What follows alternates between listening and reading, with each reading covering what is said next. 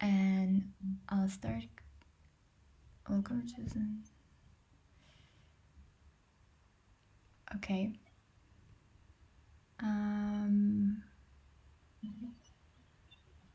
Hello.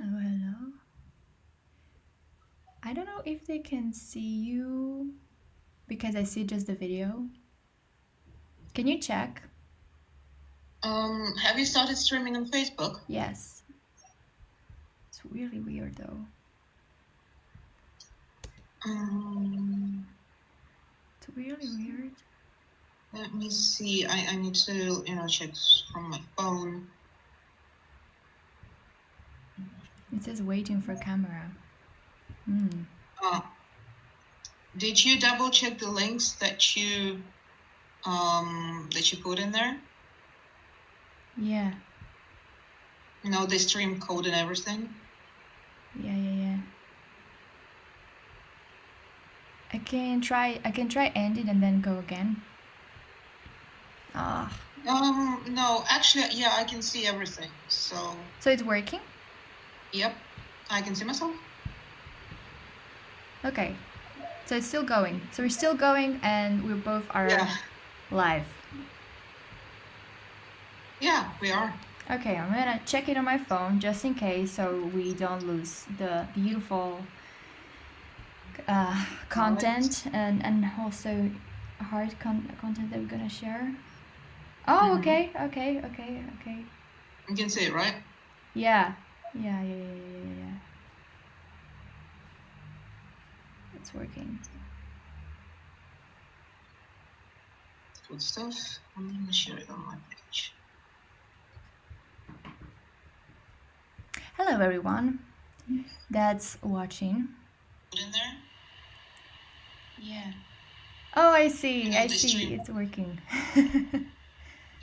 Never please to know the song so it doesn't overlap. That's watching. So, hello to all of our viewers that are watching.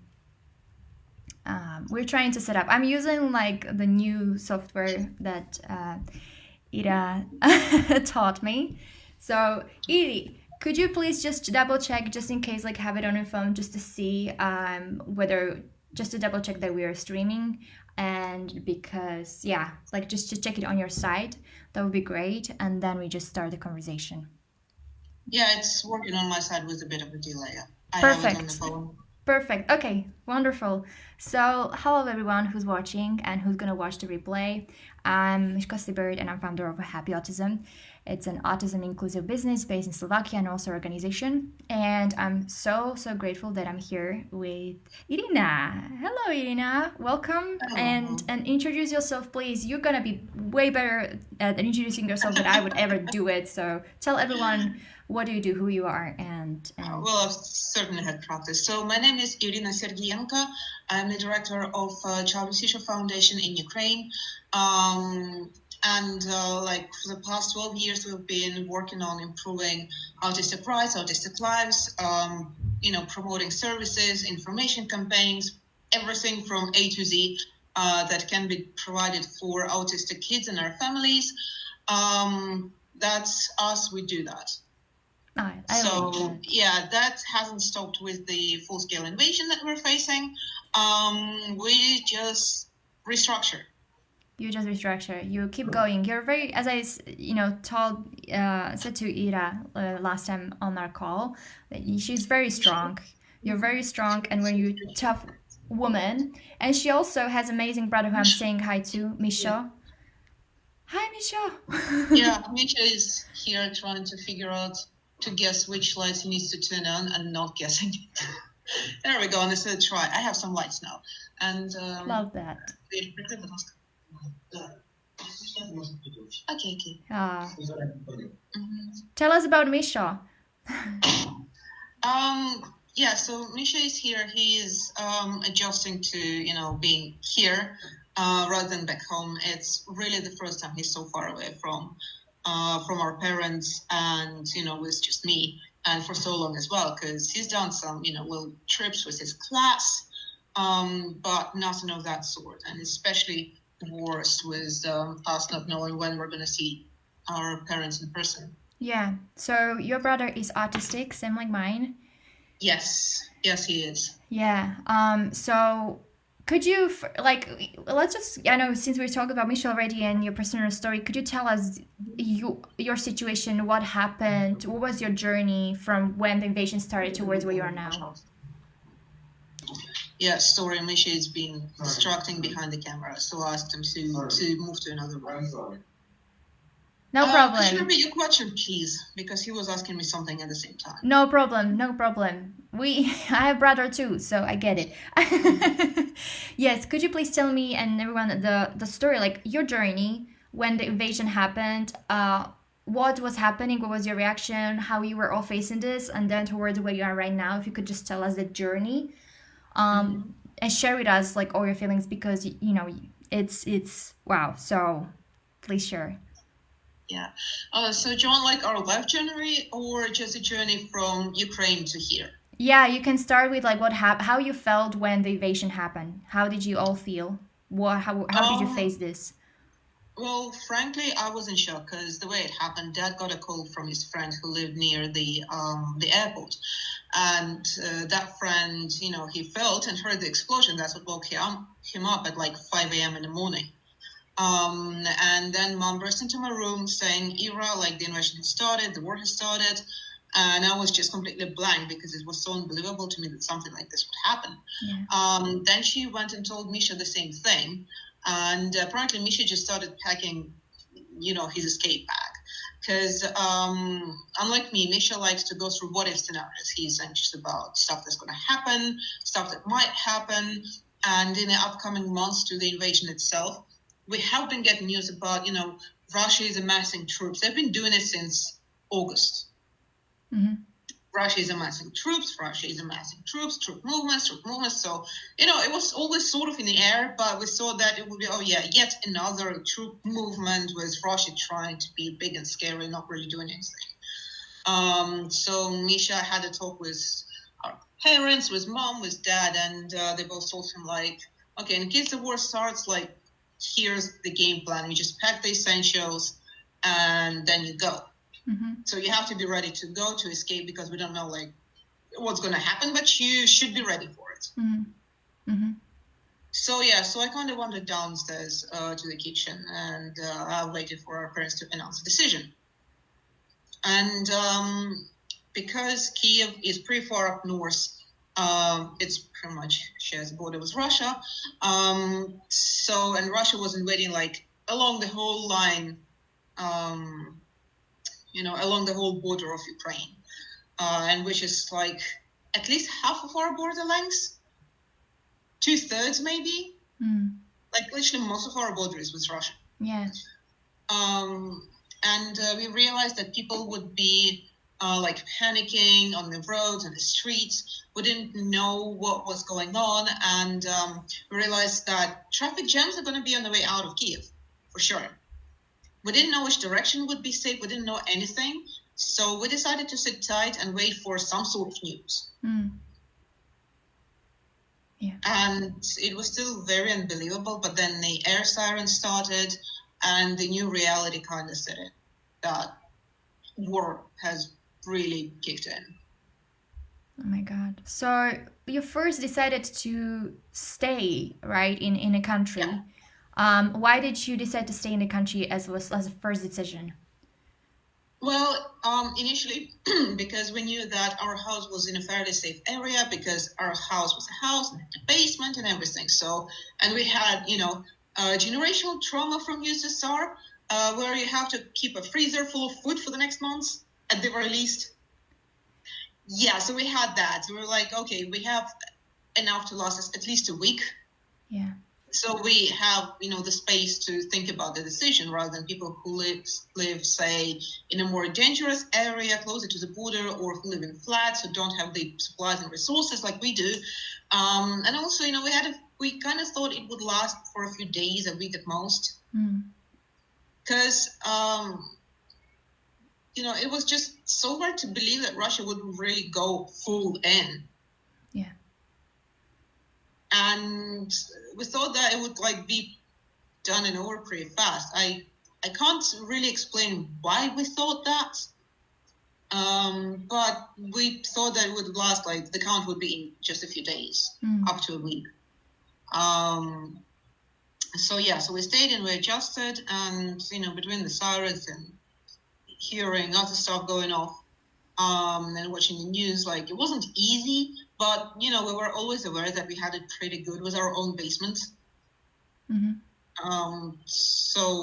also, even though there were some food shortages in Kiev, but it's Kiev, it's the capital. Obviously, it's going to get supplied. Yeah. Russians failed to, encircle the city, so no supplies were cut off.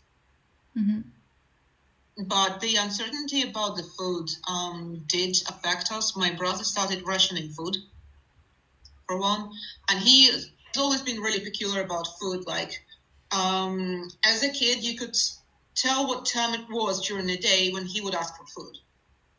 Because it was very clear, it's time to eat. Like, drop everything, go get that lunch. And, he's a grown 15-year-old boy, so obviously, he eats a lot more than, for example, I do. Yeah. And that's normal. But he started rationing himself, and we would have to remind him, Misha, we are okay, you can take another portion. You can have the food that you need. Yeah. Psychologically, it still messes you up. Yeah. Yeah. That's kind of what it was like in the most basic way. And then, people get used to everything. We learned when the air sirens would most likely come on. So we'd know we'd have this time of the day being quiet, and then during that time of the day, that's usually when we expect them to come on. So when they would, go off, would be prepared for it. And people around us also got used to it. So I was standing in line to enter a grocery store, one of the big ones. And people around me were standing too. And then we saw, Ukrainian army shooting their missiles off like somewhere on the horizon. Obviously, I heard the air sirens too. But no one reacted to it. No one even pulled out a phone to film it. And one of the ladies was like, they haven't changed their position since yesterday. That was it. Like, that was the reaction. Yeah. But still, like, I've learned to listen for the noises of our missiles going off. I've learned to distinguish if it was like a smaller one or a big one. Because Russians were sending missiles at Kiev, and like the Israeli dome defense, like we don't have a dome defense, but we have, anti-air defense systems of some sort. So we would hear them going off and like, oh, that's a big one, or that's a small mobile one. And then a few times COTS or fully, Russian missiles landed, and we felt that like several streets over. And we felt that all the way down in the basement. And that is terrifying. Also, like, sit with your phone, keeping it as charged as possible so that you can be online and if electricity cuts off. Because you never know what Russians are going to do. Because we knew they didn't care about civilians. We knew they would cut off essential resources like water and electricity if they could. So we always had our power banks charged, and we were always sort of prepared if the water shuts off, if the electricity shuts off. It's just part of trying to stay safe. So that's what it is. And then people started uniting in group chats and Teroborona, so territorial defense groups who aren't the official army, because all the army is busy like fighting on the front lines, but they're sort of like home defense kind of thing. Home defense is really the closest you can think of it.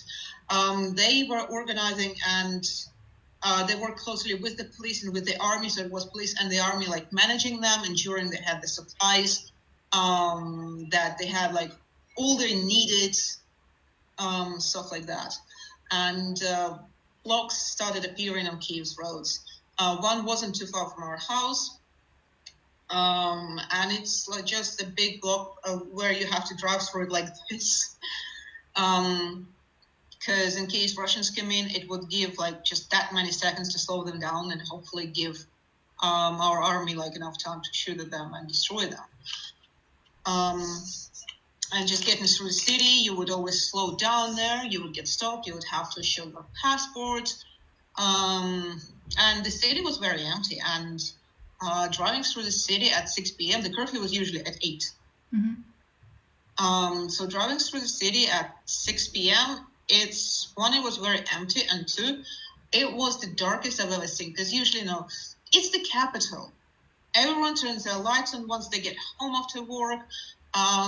There is lots of restaurants, cafes, clubs, whatever else you got. They all have like really bright neon lights and everything. But no, almost everything was turned off. Mm-hmm. And we were requested at night to keep the shutters down or use the minimal amount of light so that Russians, if they decided to fly overhead, so they couldn't coordinate. And yeah, that was it. Also being tied to news like on Twitter and stuff, where you would find official postings, and there are bloggers who also gave rapid information, just being tied to that and living, just living the war basically, because you need to know what's going on. You need to know what's safe or not. And like I'm sure quite a few people have heard about Bucha massacre. Same stuff was happening in Irpin and Hostomel, and those cities, like towns, those towns, they really took a hit for Kiev because they're northwest from Kiev, and they really were our barrier, because I live like some 10 kilometers from Irpin or Bucha.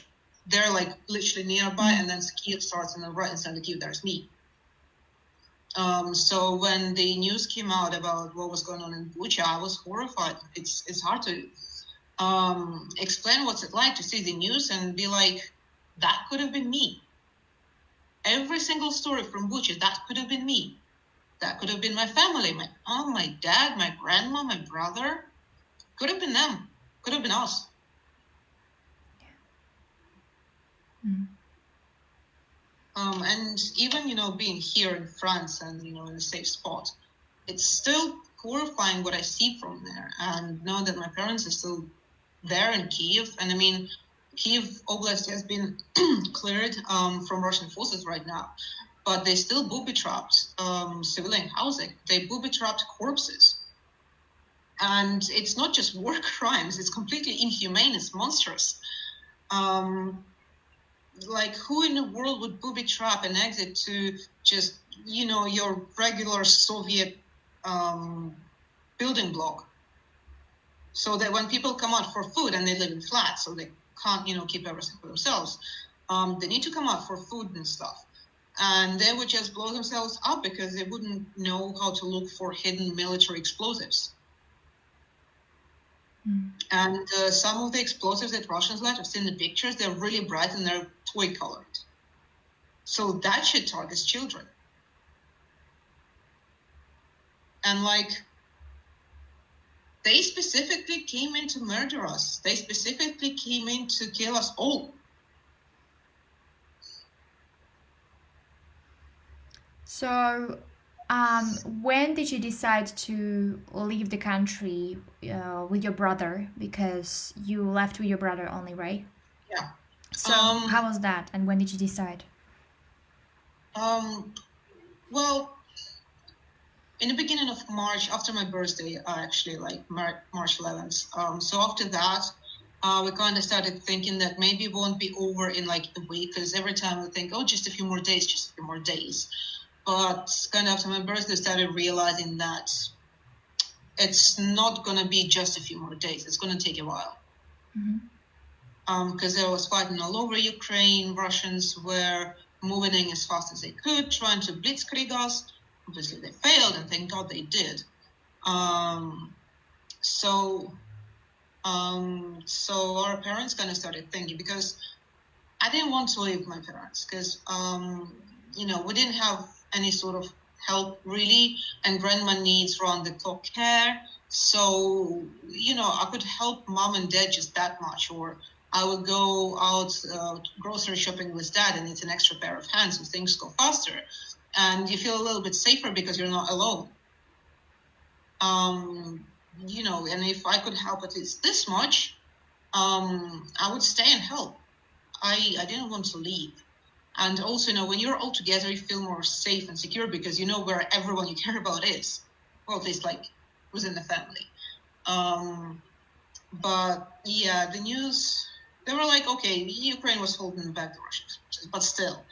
And Misha, like, he was trying to hide his feelings about it, but he was stressed and he was shut down further because he didn't want to express his emotions and show how much he's struggling and sort of pull everyone down with him. So that wasn't good in him, and he started getting allergy attacks, headaches, you know, all the signs that you get when you are internalizing your stress and pain. So mom decided that Misha shouldn't stay, and obviously we can't send Misha alone. So I was to go with him, and one of the reasons she sent me with Misha is because I'm an attractive young girl, so I face a special sort of danger from the Russian forces, and by that, you know, we already knew that they were raping left, right, and center. Raping literal children. There's a story that they tied a mother to a chair and raped her 11-year-old son in front of her. Not just one soldier, but several of them. And these sort of things, same with murdering, stealing shit, they can't happen without approval from your commanding officer. Because the soldier's crimes reflect on his immediate officer, which reflects higher and higher. No one wants to get into hot water with a high command. So it's basically the whole army is like that. So yeah, and incidentally, our rabbi was coming back to Kiev for Purim, and he offered to take me and Misha back with him. So it took a few days where mom said we would probably go. It was a very hard decision for all of us, but we eventually accepted our parents' logic about it, even though it was really hard, and I hate that we left them. But we accepted their logic, and we packed up, and for a few days we didn't know if our rabbi would manage to get through, because he had to get inside Kiev, drive all the way to Kiev. You know, it was a big, long trip, and we didn't know when he would arrive or if it would happen, because he also had to get, like, permissions for us and everything, like all the documentation and stuff. Thankfully, like, we have cousins here in France and in the UK, so we had somewhere to land, which is a lot more than many families have. So we, for a few days, we didn't know what was going to happen, and Misha was stressing out about that. Once it was known that our rabbi would be here for sure, he sort of like accepted that, but it was still like pretty hard. And Dad gave us, well, mostly me, a talk on what to do if something happens on the road. Like, that was, I think, the hardest talk that I've ever had with my dad. Because he was like, you run from the car, here's what you do in case of explosions. You have to be constantly alert while driving because you don't know when something is going to happen. And when shit happens, you have to already have a clear direction of where you're running in your head. You have to stay dressed in a car because you won't have time to do that. So no taking shoes off, no taking your jacket off, no taking nothing off. Your backpack has to be near you so that you fling it on your shoulder and you run. But obviously you never, like, you do not come back to get your stuff because your life is more valuable. And then he was like, you know, Misha is not going to know what to do, so you just grab him by the scruff and just drag him with you. And he told Misha, like, Ira grabs you, you just move your feet to go where she goes. And this is a very condensed version of what he told me, because he gave me a lot more details on what to do. You know, we had medical gauze with us in case, you know, anything bad happened. We didn't even know which route we were going to take. Because Kiev is like further up north, And most of the roads leading to the Polish border, they also like follow the northern route, which was obviously dangerous. So we ended up taking and we couldn't go too much south because there's danger from the south too, like Crimea and then Prидnestrovia, Dniester, Transnistria in English. Transnistria region is dangerous too because they have Russian soldiers too. So it had to be like a very carefully planned route. And we knew that some of our friends, it took them several days to get through. So we didn't know how long it would take that either.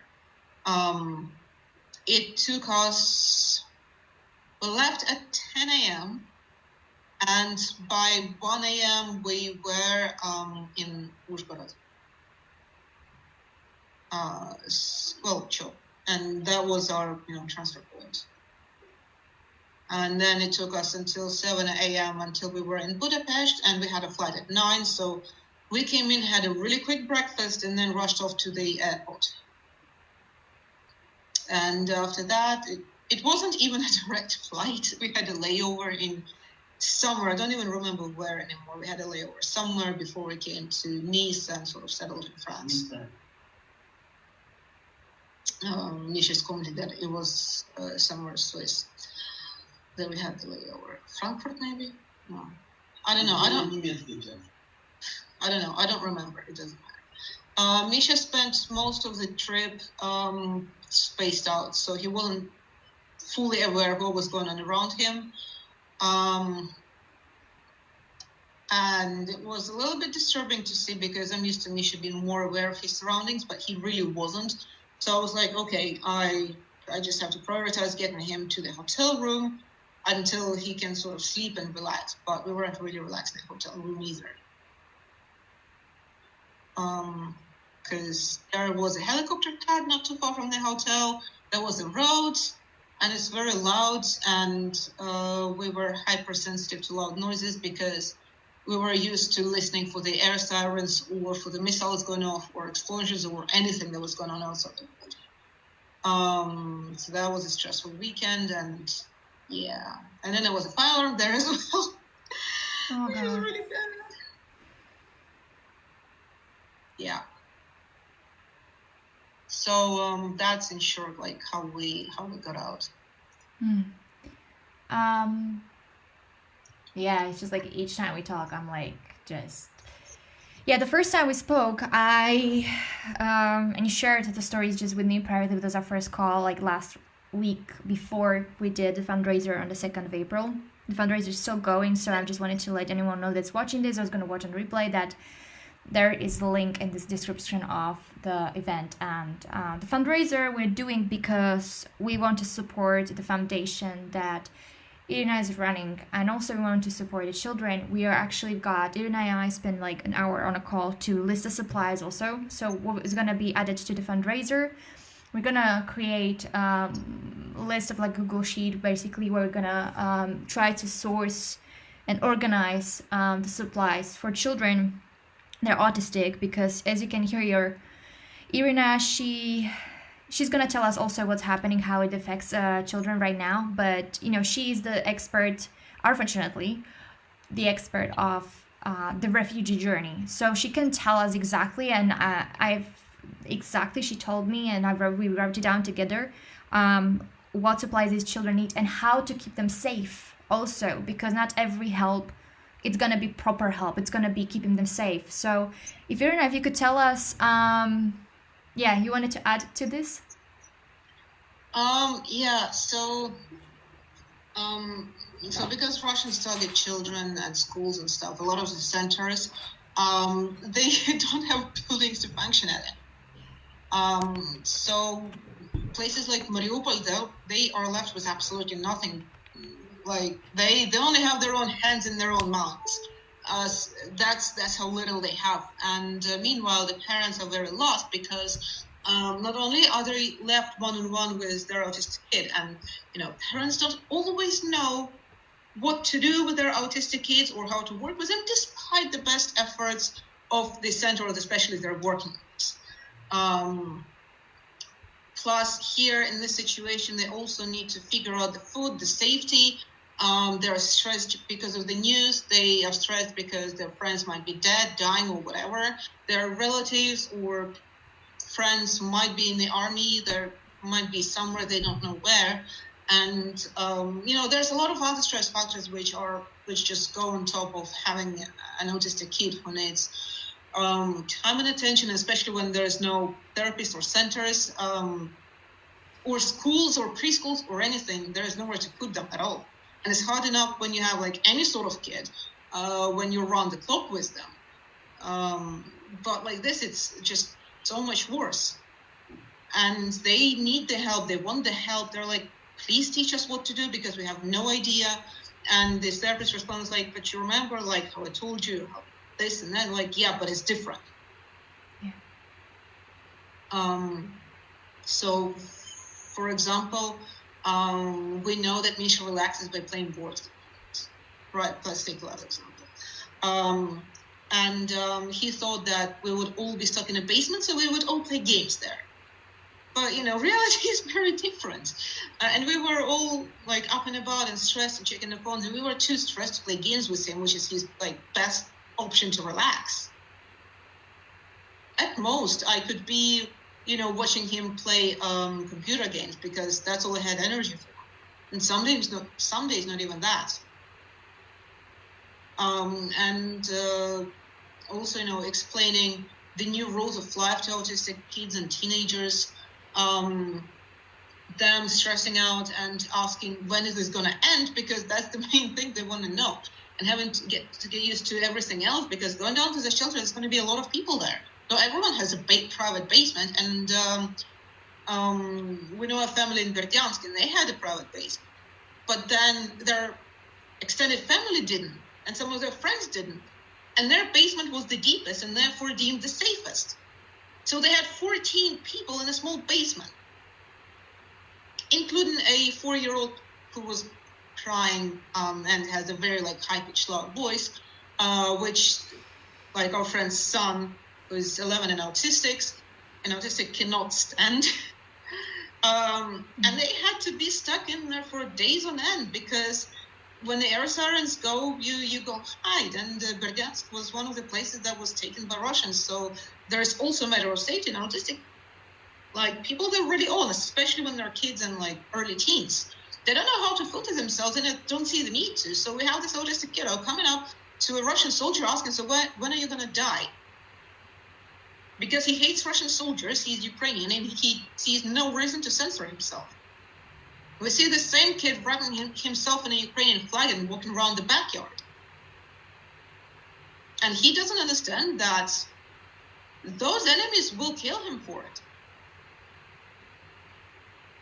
He doesn't have that understanding. So, yeah, it's super stressful. And while they were escaping, his mom gave him the pills to make sure he was knocked out until they were outside the city. Because he would say something dumb on the Russian blog post, and then they would get in hot water, and it's horrible. And she told me that Russians, getting through all the Russian blog posts really depended on the Russians' mood, because they could stop a bus filled with people for a day easily just because, I don't know, one of them sneezed wrong or whatever. And they would just hold them there, and they would not allow any toilet breaks. They wouldn't allow the locals to bring in any water. So you just have a bus full of people, and those buses would be overfilled with people that would just stand there in the cold. Just because some Russian had a mood swing or whatever. Thankfully, they managed to get through, and her son woke up on the first Ukrainian blog post, and the first words out of his mouth were, so are those our guys or the Russists? Russists is like a combination word of fascist and Russia. Yeah, imagine if he woke up just before. That's a very good point that you get an example, because not many people understand how autistic people and children behave. And yeah. It just, just my own experiences, when some kid didn't understand dangers, what is danger, he didn't understand, he would run for me, even walking with him on the street, he would just constantly try to run somewhere, and he would run underneath the car. He would try to play with the dogs. He would just like hit him, and the dog would jump at him and try to bite him or whatever. Like all this kind of like dangers. That was the reality of me growing up. So I can imagine, just from my own experiences, that it must be extremely stressful for these mothers and for these autistic children and for sisters like you and me, to be like in control, constant like protection, as trying to like, don't say this, don't do this, because that's what we face on day-to-day basis also. Outside of war, that's like the reality, because many people don't understand autism still, unfortunately. But yeah, so that's why I'm like just like empathizing with you, but I still can't imagine the high level of stress these mothers and families face because of the treatment towards their families, and just like citizens, human to human. So this is not a human treatment, this is inhuman, because humans would not treat each other this way. So it's just mind-blowing for me. But yeah, so thank you for giving those examples, those real examples. I know there are many more of those examples.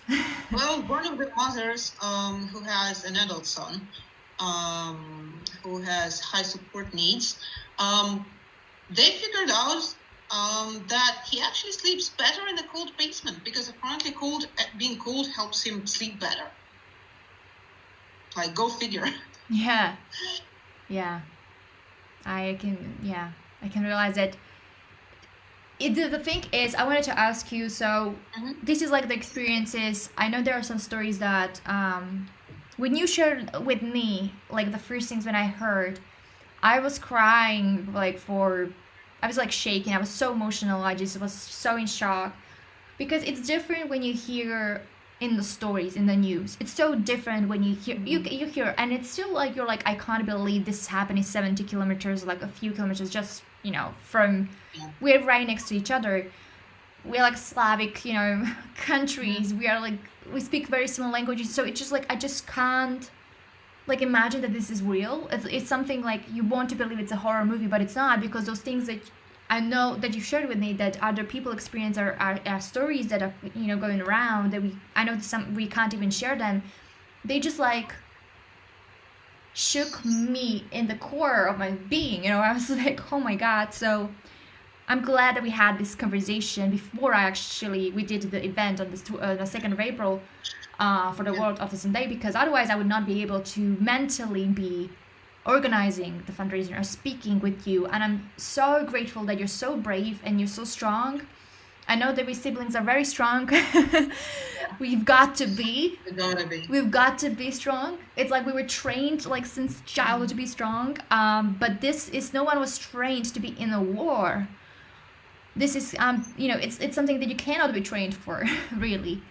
Yeah, and it's one of those things where you don't know how you will react until you're in the situation. Yes. So yeah, I mean, we're trying to reestablish the connections that we had with Autism centers across Ukraine and with our families.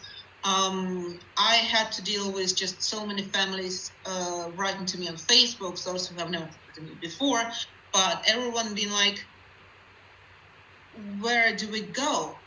We're leaving Ukraine, but where do we go? Where is the help?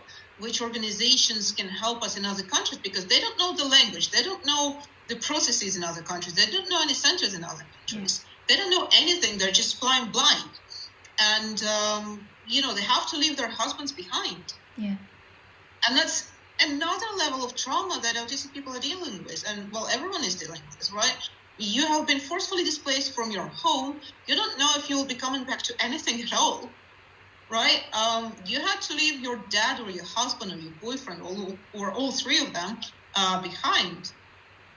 And there's only so much information you can get from them, because if they're in the military, they will be limited in like how much they can contact you and how much information they can give you for security reasons. Even if they're not in the military, there's still, you're away from them, and that's like one big pillar of support gone. Especially for families that have several children. Imagine you have 3-4 kids and you're basically a mom and that's it. There's no one else because your husband is under 60 years old, so he has to stay in Ukraine. Yeah. And it's awful. And like one of my friends, her son is in the army on the front lines, and it's scary because she knows he's there and she's always scared about what's going to happen to him. Like with the news and everything, but still it's scary. And for autistic families, right, they're going in, they know nothing, so they can explain nothing to their kids, and that's an extra level of stress for the autistic person.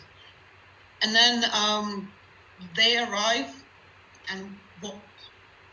So that's why I started a Facebook group for organizations to pitch in and be like, hey, like if you're in this country, you can do this. If you're in that country, you can go there.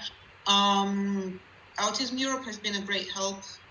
And Jim Foundation was, I think they were the first ones to reach out and be like, we can help your families. Since then, I've had organizations reaching out from all over the world. From the States, I had at least 2, maybe 3 reaching out, asking what we need, how they can help, because they're so far away, but they still want to help. Yeah.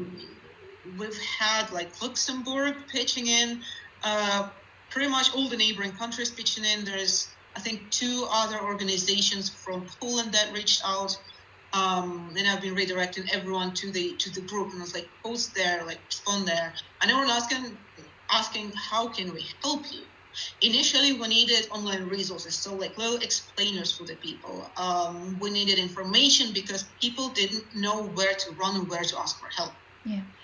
Nowadays, some families have already settled elsewhere as refugees, so they already know the processes. So they're commenting in the group and helping to guide other families. They're like, hey, here's what we did and it worked, or here's where you go if you're there, or you can move on. So, the conversation is ongoing. But still, I have organizations reaching out asking, how can we help? Can we do something online? And I'm like, we already have online. And if you have therapists who could work with the parents or with the siblings or like with anyone or those families, with the kids themselves, they need to speak Ukrainian or Russian. Because if they don't, then you need to translate it. But translate is another barrier in communication that you need to get through. Yeah. So unless you have a Russian or Ukrainian speaking therapist, you cannot run any online things. And I was like, so for the online stuff, maybe you can make communication cards or like little story cards with like English and Russian or English Ukrainian written down there, so that people can use those while working with their children, or if those can be used as communication cards. So that's something that can be done online. But really, right now, there's not a lot that can be done online to help these families. Their information is out there. They don't need social stories as much anymore. Parents do need education in how to continue working with their kids, because obviously they're going to backslide a lot. I know one of my friends has a son, and he's a teenager. Usually he has low support needs, but it's really done a number of things. So just his emotional regulation is gone. He's backsliding in a lot of development areas. He does things that he's never done before, and his mother doesn't know how to deal with, and the advice that she's given by therapists in the country where she is not helping. And what does she do? And a lot of other families who had to move or who even remain in Ukraine, they don't know what to do. Like, the initial shock of being in the war is gone. They've had time to adjust to the new reality, the parents. And now they're ready to start, expending extra mental energy that they didn't have before to help their children. Because you have to have the mental energy. If you don't, well, you can't pour water out of an empty cup. Yes. So, yeah, they basically went into survival mode for a while, and some are still in that mode. And it's traumatic for the autistic kids, and they don't know how to express their feelings and emotions that they've had. So they don't know how to express their trauma. Even my brother struggles with putting into words. Like the first few days, I would see that he was very tense. And I was like, Misha, like, is something stressing you out? He's like, yes. What is it? It's like, I don't know. And he didn't know until our aunt would accidentally trigger it. So she would ask, so Misha, like, how are your friends? And that would set him off, because some of them have left, some of them are still in Ukraine. He doesn't know if he'll ever see them again. And just imagine that sort of loss when people you saw every day. You have some online communication with them, but you don't know if you'll ever see them again. And then she would ask something else, so like, so have you talked to your mom yet? How's everyone back home? And that would set him off too, because he misses his parents. I mean, I do too, but I'm more used to traveling around and being away for long periods of time, so it's easier on me in that regard. But I still miss them too. And having the added stress of them being in a literal war zone really doesn't help.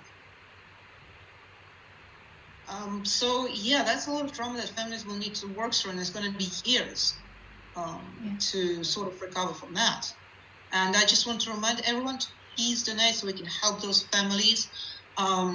We're working hard with collecting information about where everyone is, what are they doing, what do they need. We are like making the centers who have been ruined or displaced, we're having them organize themselves and send us lists of what are their immediate needs, so we can send them money or send them the goods, and so that they can restructure, recover, and keep working with those families, because our families need that support more than ever. And your money could help a lot. Like, even if it's $1, however much you can donate, please do. It will mean a lot to us. And if 100 people donate $1, we'll have $100. Yes, yes, yes, yes, yes. That's true. How can people help also? We were saying that the donating money, also, it's we are using donor box, and it's been happening, so it goes directly. It's connected to Autism Europe and you, because there is beautiful connection, and we knew that. Thank God Autism Europe is helping us with this, because that's how I found you, and there was also a problem with actually getting money, right? There was a problem with banks and things like that. So it's in the secure hands, and it's in works between you two. So I'm grateful that we've got support from Autism Europe, because they connected me to you, and therefore I could bring more people and connect together. Because they were telling me that Mishka, the situation is very unstable, so we cannot promise you that we're going to connect with some foundation from Ukraine. So I'm very grateful that we're having this talk right now. Yes. So I wanted to ask you also, if we created the list, which is going to be again on the fundraiser page, but we created a list of those things that, because you were mentioning that online is not what you're looking for. So if anyone is watching this video also, we can give them just an examples from, and they can see on the list, what are those physical things, what are we looking for to actually provide for them physically, because we were talking about me in Slovakia that we're gonna organize. That's our goal, to organize this. Hopefully, we'll pull this off. Bring in those different resources and shipping them to the further borders, because we've got multiple people, my amazing neighbors and people here. There are so many volunteers that actually go to Uzhhorod, which is the city in Ukraine on the other side, and go to the borders, and then we can organize actually delivering those things to you and to those families. I mean, to your foundation in Kiev, because not to you in France, but to you as a foundation and to those families. So what are those physical things and those supplies that we are looking for and you're looking for? Yeah, so the first rule is that everything sent has to be transportable. So we settled that there have to be backpacks of say black or navy blue colors, and I chose those colors specifically because they're unnoticeable, well, the least noticeable in a city sort of setting. Nothing can be in military colors, because that makes it a target. And after that, the first priority is any sort of sound defenders.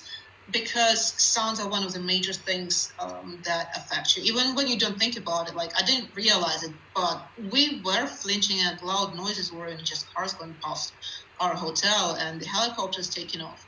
We would flinch and sort of like stay very still, listening and trying to discern what was it. And it takes a few moments for the logical mind to kick in and be like, you're not there anymore.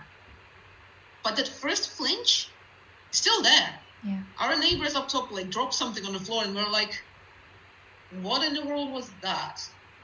And normally, yeah, you can startle, but it's nowhere near this kind of reaction. So yeah, any sound defenders, fantastic, like works for everyone, whether they're on the road, in a shelter, or already a refugee and somewhere safer, because sound still affects you a lot. Like eye mask in case they're stuck somewhere where they need to sleep, but it's too bright and there's other people, so it's isolating yourself from your surroundings to get a good sleep. Your standard set of fidgets, all of them silent or near silent, because clicking the pen can really piss people off, and people are tense as it is. We don't want to make it worse for anyone, so those things. Then we have communication cards, because as we know, autistic people may struggle with being verbal on a daily basis, right? But then there's the ones who you would think they speak and it's fine, but in a high stress situation, they will shut down and they can't get the words out. And then you have families who might be living to places which have foreign languages, which is even harder. So basic communication cards are a must. What else was there? We had quite a bit. Yes, the communication.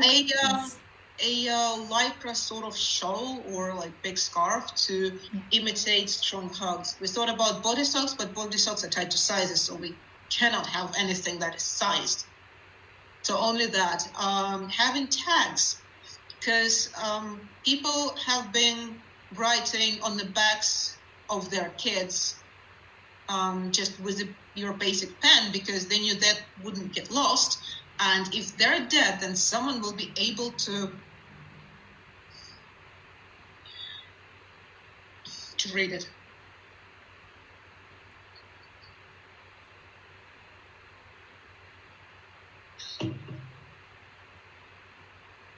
And I've seen pictures.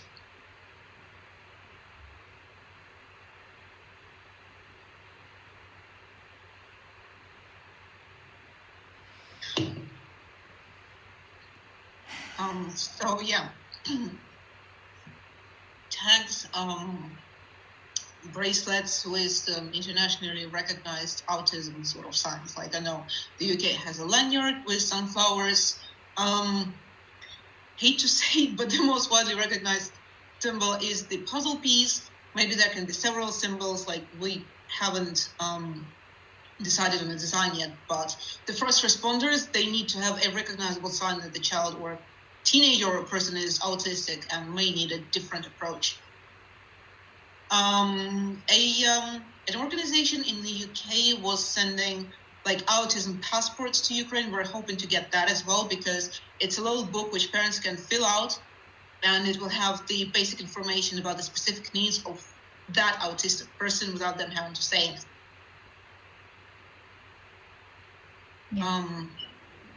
So we have a bunch of other stuff. I don't remember it off the top of my head, but this is like the most essential things. Of course, if there is a lot of extra money, it can, like power banks would be added, or water bottles could be added. And I say power banks because, being able to play on your phone or some sort of other gadget is a soothing activity for many. Yes. Definitely. And many children they're autistic, they have limited limited things to do. My brother, for example, can do 3 things. So when he travel, we have this tablet with his favorite, I don't know, puzzle app or whatever, like his favorite apps or favorite videos that he watches all over and over again. And that helps him, go into his own world and calm down. But those are like very limited things. So that's why, yeah, I'm just very grateful that you're sharing those things with us, and not just to raise awareness, but actually people can understand, because there's nothing out there um, about autistic children and families. Yeah. I know there are a few people asking, and like I was trying to see also if there's any information about what is happening, um, and how it is affecting autistic children, how we can help them. So Mhm. I know there is organizations, charities out helping children, but this is different because these are autistic families, autistic children, and they're facing completely different things.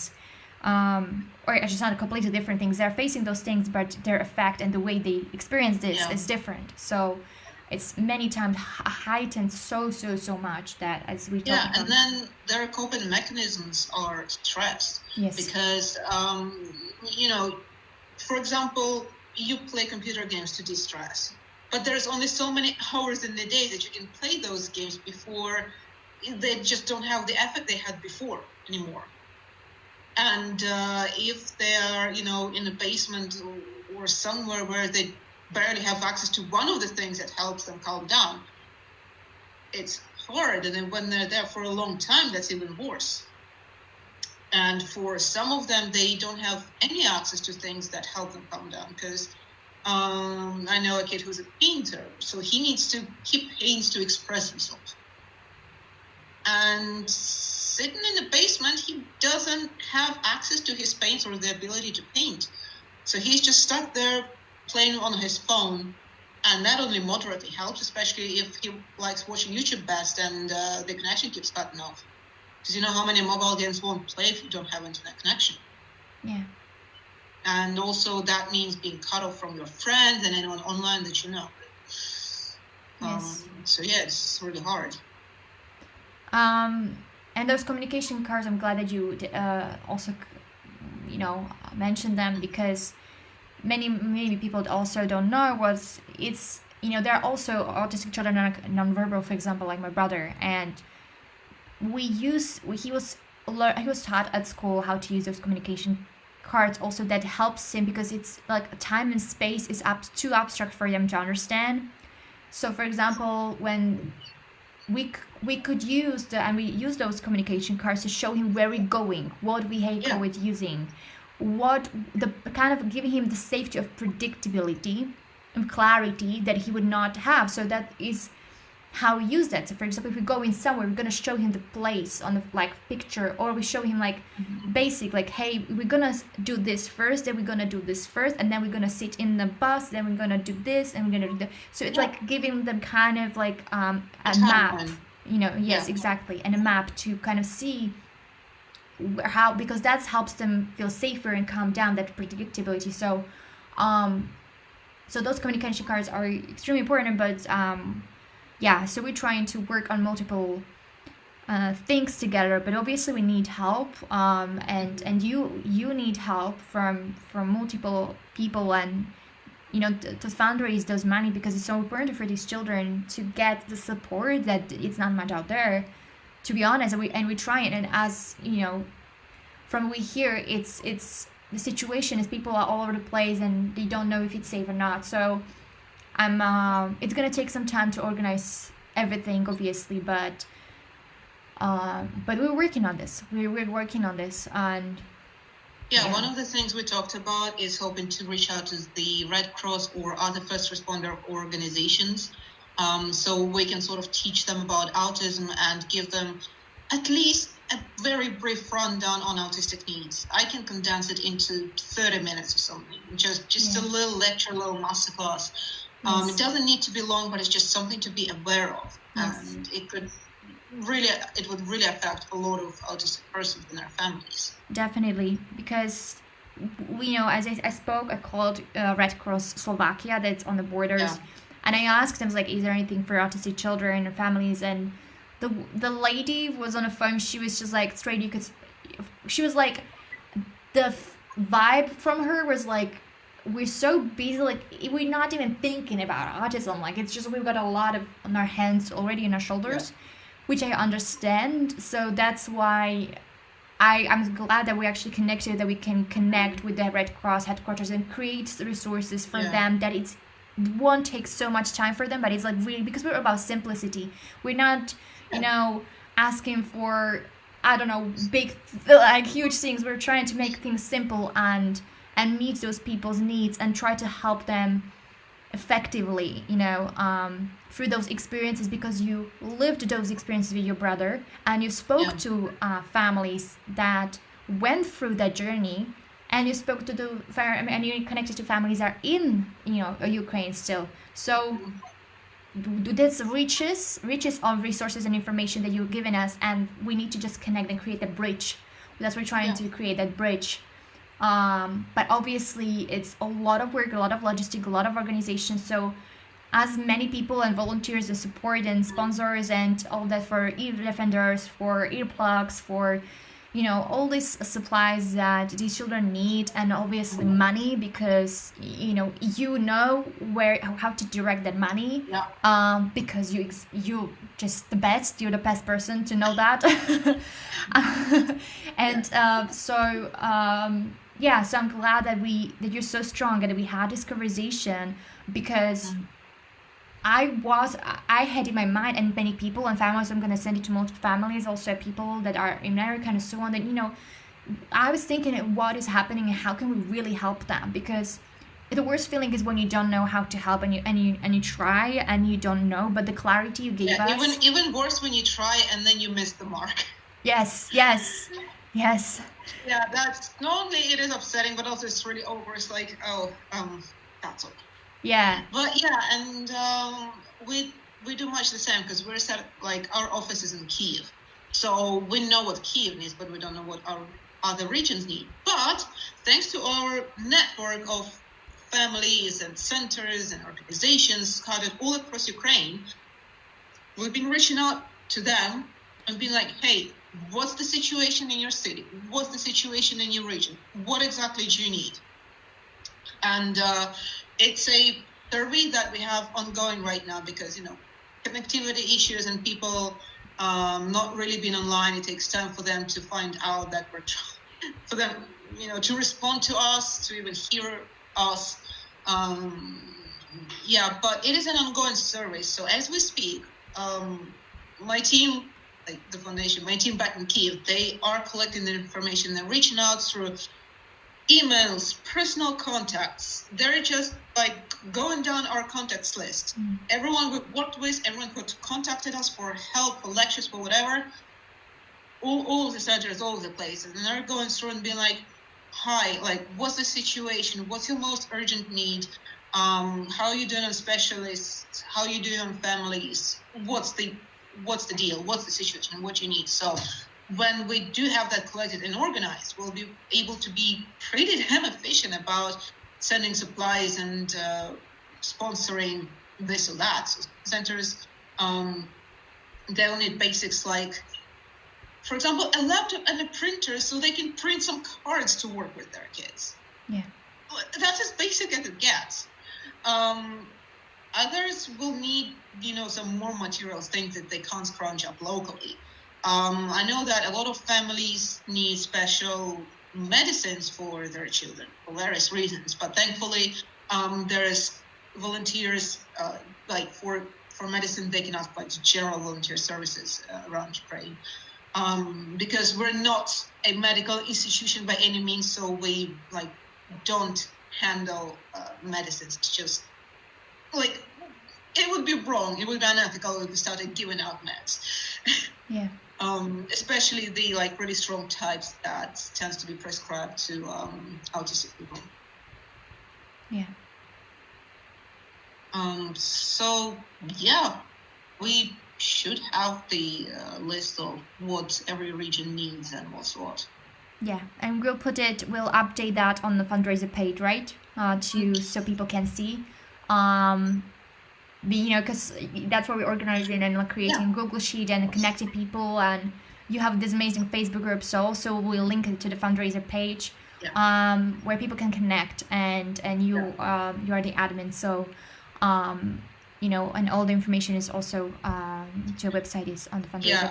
I am an admin there, and shout out to Heta, who took over the admin duties, because I started that page while I was still in Kiev, and honestly, I was so overwhelmed by everything. Yes. I was honestly just barely functioning with just day-to-day tasks, much less work. So I was talking to her, and that's when the idea was born. And I told her, I'm starting the group, but I'm making you the admin, and I will need you to bring in as many as moderators as you feel necessary, because I will not be able to manage the group. I'm too overwhelmed. Yeah. Yeah. And just getting through the day, I was only able to do the bare minimum of the tasks. Yes. I just had like my essentials marked out, and that was that. Like some days I could barely do those essentials, other days I could do a little bit more, but I was constantly tired and out of it, and not just focusing, but mustering up energy to do things. Yeah. That was hard. And I've been talking to, adult autistics from Ukraine who are refugees, and they say that, they started, as they put it, be more autistic, because it takes energy to look, shall we say, to mask and look as if you're neurotypical and sort of like pretend everything is okay. But as the war and the stress takes away your resources, like your mental resources, you just don't have the mental energy to spare on performing at a high level as you used to. So naturally, your autistic tendencies that you've always had, but you just had the energy, like, not to do those things, to mask those things. But now that you don't have the energy to do it, and your usual coping mechanisms don't work anymore, you're gonna become more autistic. Like, all of that stuff is gonna be more obvious, it's gonna come out, and it's also scary for those people, because it's like, I wasn't like this before, what is going on with me? And it's just a natural response to stress, but people don't know it. Because how would they know it? Ukraine has very few autistic adults who were diagnosed in Ukraine. Even fewer still who are willing to, be self-advocates and actually talk about themselves being autistic. So while there's plenty of information about like preschool age and some information about school age, a little bit about teenagers, once you're an adult, there's no resources right now. And it was one of the things that we were planning to work on as a foundation before the invasion, but that didn't happen. And the reason we didn't cover the adults yet is because there wasn't any proper diagnosing in Ukraine when we started 12 years ago. So we were going with what the biggest group of autistic people is. So first it was diagnosing, then early intervention, then preschool stuff, then school stuff. We were going to deal with, I don't know what's it called, like special education diplomas getting accepted in universities and, secondary education places. Because we heard reports from parents who were contacting us and being like, the university said they cannot accept this paper. What do we do? And we're like, oh, wait, we didn't know about that. And the reason we do this is because when we go to the government, we have to show that there is a demand for this change. And because there wasn't a demand for adult-related changes just yet, we weren't doing it. We were just sort of preparing for it the moment that it came. Obviously, now we're going to have a whole new set of challenges. A lot of specialists and therapists, they've left Ukraine. They might be dead or kidnapped to Russia, because Russia has been kidnapping Ukrainian citizens and forcefully moving them to Russia. I've heard stories reports that their documents get confiscated and then it gets shipped off to middle of nowhere Russia. I don't know how we'll be getting our citizens back, honestly. But the thing is, a lot of therapists have left, and Ukraine was already feeling a lack of therapists, especially in non-major cities, because Kiev is full. In Kiev, you can find anything if you have the money. Outside of Kiev, the further away you get from major cities, the worse it gets. So now when people need therapists and those mental health services more than ever, Like any therapist working with an autistic kid nowadays also has to know how to react, like what to do with PTSD reactions, what to do with anxiety reactions in the kid. Because there's a whole new slew of anxieties that we have to deal with: food anxiety, separation anxiety, just being scared that the bomb might bomb you. I'm sure that some of the autistic kids are becoming agoraphobic and refusing to exit their houses because they've learned that being in the basement is safe, being outside the basement is not safe. And how do you unlearn that? Yeah. Especially, you know how autistic is, they take in the rule and they internalize it really hard, and rewriting Yes. that rule is really, like, it's not impossible. You have to spend a lot of effort in doing that. How do you deal with an autistic kid who has learned that basement is safe, outside is not safe? How do you deal with that? Like, how many therapists has to be included in this one package to even start, like, untying this knot of issues? And then you add on top of your typical autistic communication problems, where they may have trouble understanding their own emotion. They may have trouble, voicing what they're feeling.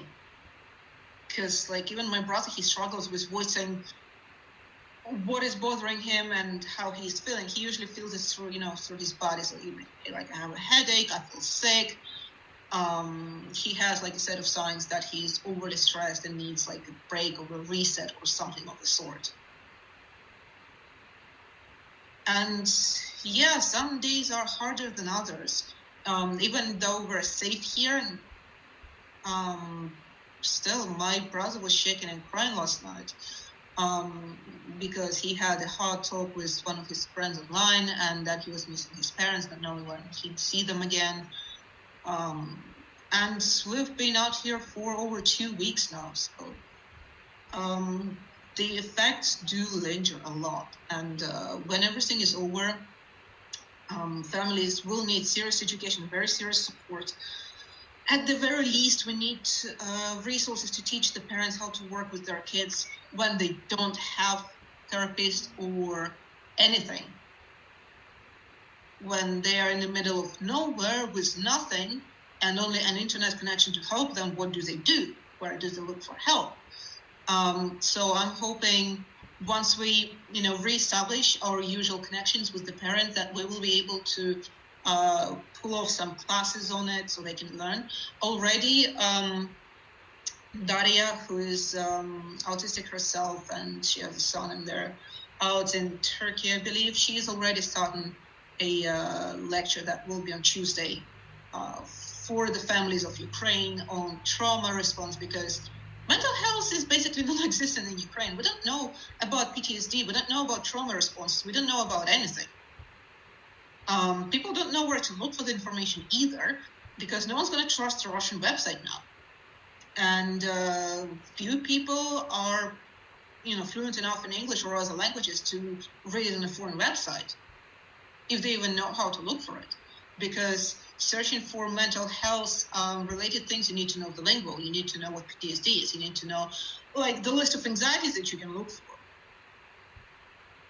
Trauma responses and everything else, you have to know the lingo, and the casual English user won't know it. True. So yeah, there's a lot of work to be done, and I hope we can have the information from the centers and families as soon as possible, so we can really start helping them. Because right now we're going off of the information that we have and are informed, but still guesswork. Because we can estimate based on the people that we're in contact with in our personal experiences, but we can't say for sure. Because some area might specifically need, like, clothes. Other area might specifically need, fidget toys. Other area might specifically need something else.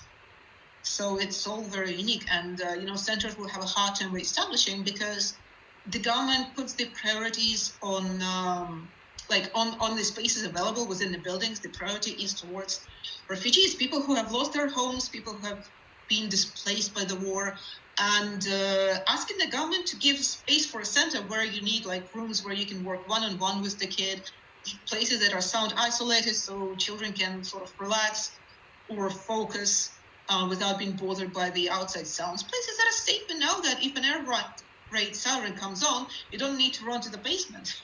Like, that's an impossible task. You can't find places like that. And even in cities that are considered safe, like Lviv, they have air sirens too. Because Russians do shoot missiles at Lviv as well. They have done it. They'll do it again. So literally there is no cities that is completely safe. Some are calmer than others, sure. But overall, everyone's in danger.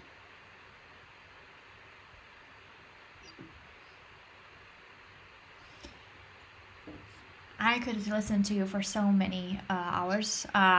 It's just, yeah, I'm just blown away constantly. Let's see if we have any comments or questions, shall we? Mm-hmm. Yeah. All right, so I need to find them. Oh, I see. Okay. How do we find them? Could you see? You go to the stream and Oh, yes. you find the live chat. I guess we should see. Well, I tried to look on the website because my phone is like not showing. Oh wow, it's just, yeah. I'm sure I'm not the only person that is. Thank you for everyone that is. Shout out to your friend Bill. Yeah. And Steven. He is also a refugee, even though he has an American passport, because he lived in Kiev since 2018 now. And yeah, he lived in Berdyansk for 3 years, and he followed the American embassy's call for all American citizens to leave Ukraine.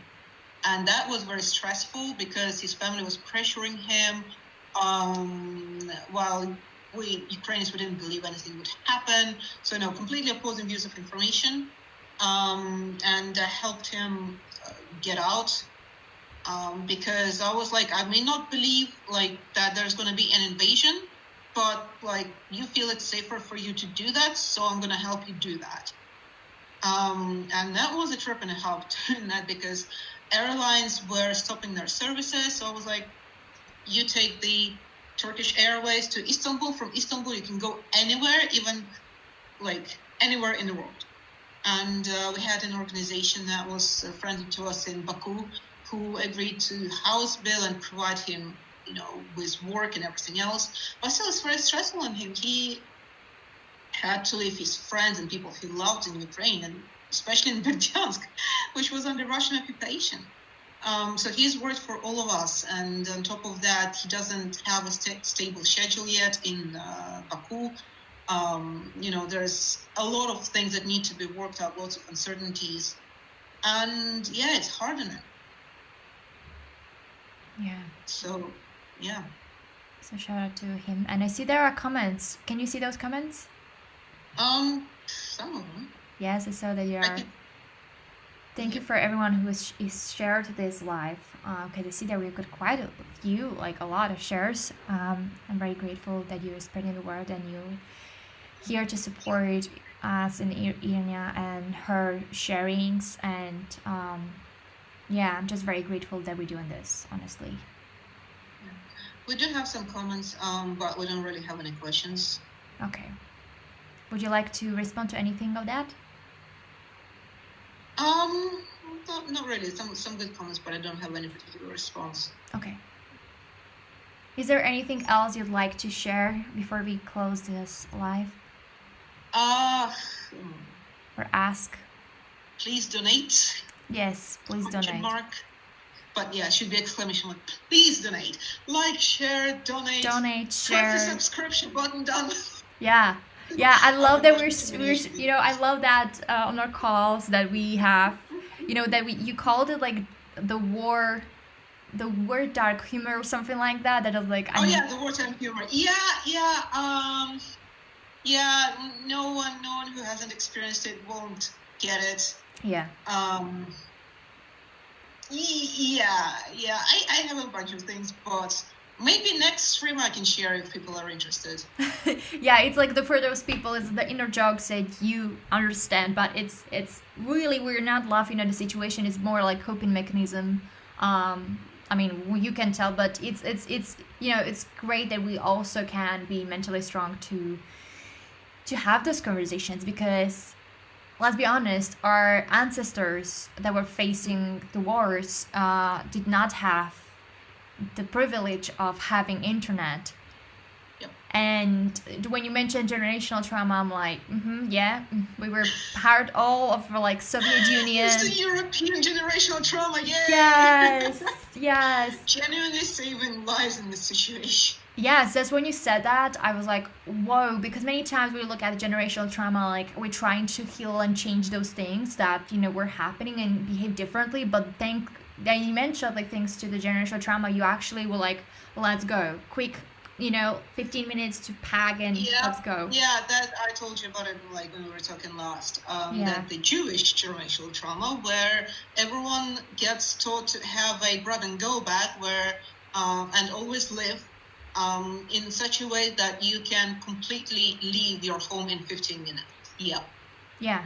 And it did save lives in this war. Yeah. So we're grateful. I mean, I'm grateful that you had that. I don't know how to say it proper. Do you know what I mean? It's like, how can I say? Big thanks to our ancestors for instilling their hard-earned lessons onto us, traumatic they may be. Yeah, you said it. I'm lost for words, honestly. Many times, but this is not about me saying anything, but it's more about like you sharing with us and me trying to do as much as I can to connect, with everyone and share this and spread the word and bring as many people together, and help you organize with those supplies on the Slovakian side. Slovak side, that's proper, right? Who cares? English. We get it. Slavic sisters. So thank you very much for being here. Is there any place where if people want to connect with you, is there any place that you prefer to be contacted, and if so, how? Facebook is the easiest. You can find my profile. Don't try to send me a friend request. I have them in the hundreds by now. Just start a chat with me and I'll respond within a few days. Yes. I regularly check my my new people chat requests because I get families just asking for help or information or what have you. Yes. And just know that if anyone is just like, I just wanted to remind everyone that I know there are people when we were doing Clubhouse, there were people that were like saying, oh, like this is just propaganda and BS, and I'm like, are you kidding me? Well, the point is that's why I'm glad that we have someone like you that I would screen share and traumatize everyone, but by showing some, first-hand, well, not mine, but, people who are on Facebook, who were in Bucha when our army just came in, and just show those photos and traumatize every single viewer that we have. But is it really the point? It's not. That's not the point, and that's what it's for us. And I know that we have that common goal is to support autistic children and the families, because we are sisters, we family first. We're sisters, we've got brothers, and we love very much. And look, we've been in this caregiving role, and you are now in this role that is very, very, very unique.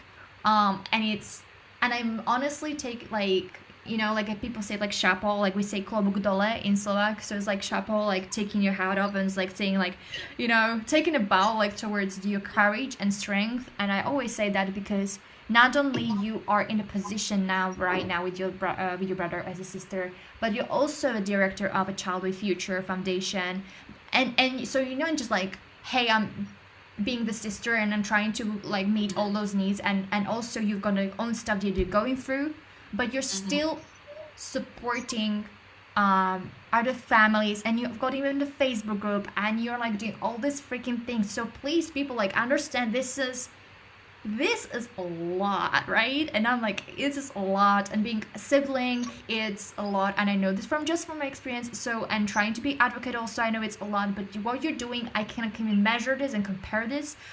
So because obviously, so thank you so much for coming to share with us, because well, thank you for having me. I honor you, and I have so much respect towards you, and I have so much, like, I would just give you thousands of standing ovations for speaking up, for being so badass, for just going with the Slavic power.